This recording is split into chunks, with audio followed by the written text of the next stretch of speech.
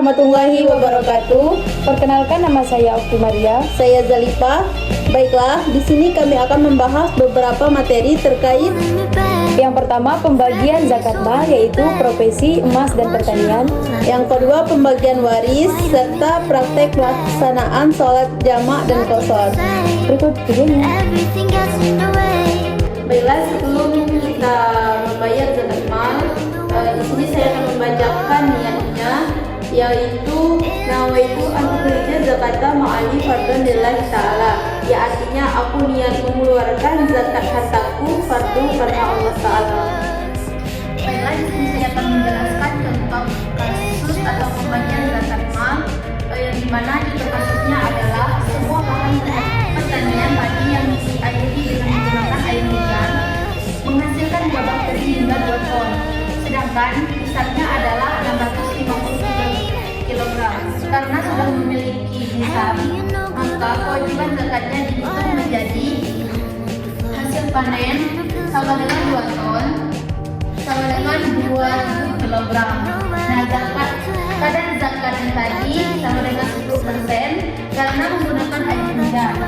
Dan 2000 dikali 10% sama dengan 200 per kilogram atau 20 juta.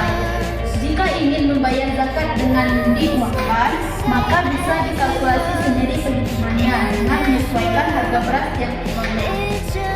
Baiklah, adapun niat zakat emas, yaitu nawaitu an ukhrija zakatas ma'ali fardhan lillahi ta'ala. Artinya, saya ingin mengerjakan zakat mal dari diriku sendiri fardu karena Allah Ta'ala. Baiklah, di sini saya akan menjelaskan pembagian zakat mal emas. Contoh kasusnya, apabila mempunyai emas sebanyak 100 gram atau melebihi nisab yang telah disimpan selama 1 tahun, maka dunia sudah memiliki kewajiban untuk membayar zakat emas.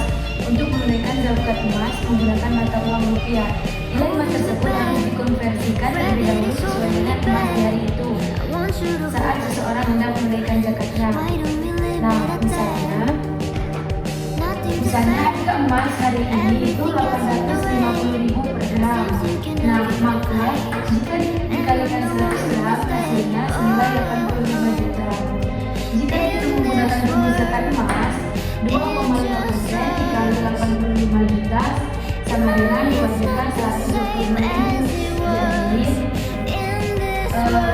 maka dunia wajib menunaikan zakat emas sebesar 2.125.000. Baiklah, di sini saya akan menjelaskan pembagian zakat mal dan cara menghitung zakat mal profesi, yang dimana contoh kasusnya adalah Siti, seorang pekerja lepas di bidang fotografi. Penghasilan Siti per bulan tidak menentu, berkisar antara 3 juta hingga 9 juta tergantung orderan. Tetapi berdasarkan catatan keuangan Siti selama 2022, total penghasilan Siti dalam 1 tahun tersebut mencapai 83 juta. Karena batasnya nisab zakat penghasilan adalah 82 juta per tahun, maka Siti sudah memiliki kewajiban membayar zakat penghasilan, yaitu sebesar 2,5 dikali 83 juta sama dengan 2.075.000 per tahun tersebut.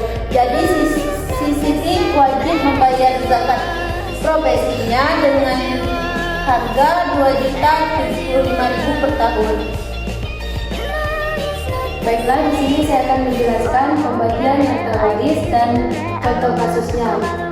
Nah, seseorang yang telah wafat atau suami meninggalkan harta sebesar Rp 180 juta. Ahli waris terdiri atas istri, ibu, dan 2 anak laki-laki. Maka pembagiannya, istri 1/8 dikali 24 dikali 180 juta, maka hasilnya 22.500. Nah, kalau untuk ibu 1/6 dikali 24 dikali Rp 180 juta, maka hasilnya 30 juta. Nah, kalau untuk 2 anak laki-lakinya 24 dikurang 3 tambah 4 dikali 180 juta, maka hasilnya 127.500. Nah, jadi masing-masing anak laki-laki memperoleh harta mewaris sebesar 127.500.000 dibagi 2. Jadi hasilnya 63.750.000. Jadi keseluruhannya 22.500.000 ditambah 30 juta ditambah 127.500, maka hasilnya 180.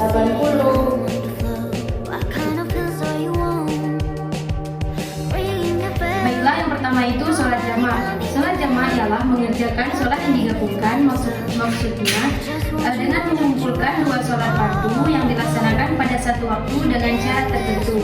Sholat fardu yang boleh dijamaah adalah yang pertama, menggabungkan sholat zuhur dan sholat asar dikerjakan pada waktu zuhur atau pada waktu asar. Dan yang kedua, menggabungkan sholat maghrib dan isya dikerjakan pada waktu maghrib atau pada waktu isya. Sedangkan untuk sholat subuh tetap pada waktunya, tidak boleh digabungkan dengan sholat yang lain, dan tidak pula menggabungkan sholat asar dan sholat maghrib.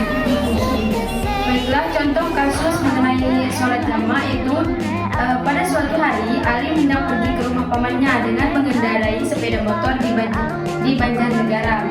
Alim yang pada saat itu tinggal di rumah kos yang terletak di Solo, waktu yang dibutuhkan oleh Alim adalah 4 jam.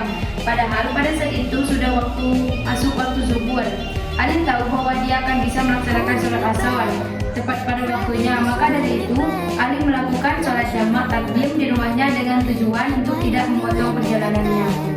Sholat jamaah dibedakan menjadi 2, yaitu yang pertama sholat jamaah takdim dan yang kedua sholat jamaah takhir. Niat sholat jamaah takdim yaitu usolli fardhu zuhri arba'ah raka'atin jama'atin taqdiman ma'al asori fardhu lillahi ta'ala. Artinya saya niat sholat zuhur 4 rakaat digabungkan dengan sholat asar dengan jamaah takdim karena Allah Ta'ala. Nah, untuk niat sholat jamaah takhir yaitu usolli fardhu maghribi sholatan raka'atin jama'atin tahriran ma'al isya'i fardhu lillahi ta'ala. Artinya saya niat sholat maghrib 3 rakaat digabungkan dengan sholat isya dengan jamaah takhir karena Allah Ta'ala.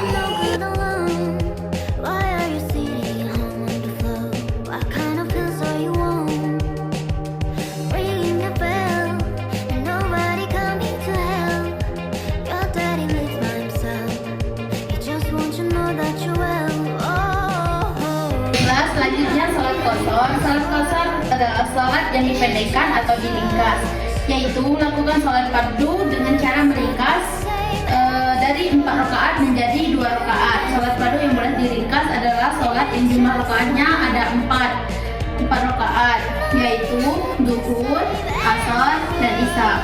Nah, hukum melaksanakan sholat qashar ialah mubah atau diperbolehkan jika syaratnya terpenuhi. Allah berfirman dalam Al-Quran surah An-Nisa ayat 101 yang artinya, dan apabila kamu berpergian dari muka bumi, maka tidak mengapa kamu mengqashar sholatmu.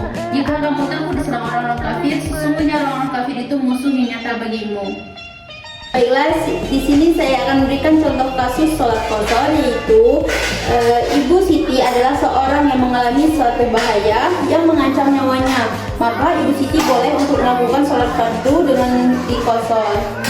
Baiklah teman-teman, di sini saya akan mempraktikkan sholat qashar, di mana niatnya adalah usolli fardhu zuhri raka'ataini qashran lillahi ta'ala. Artinya saya berniat sholat zuhur 2 rakaat diqashar karena Allah Ta'ala.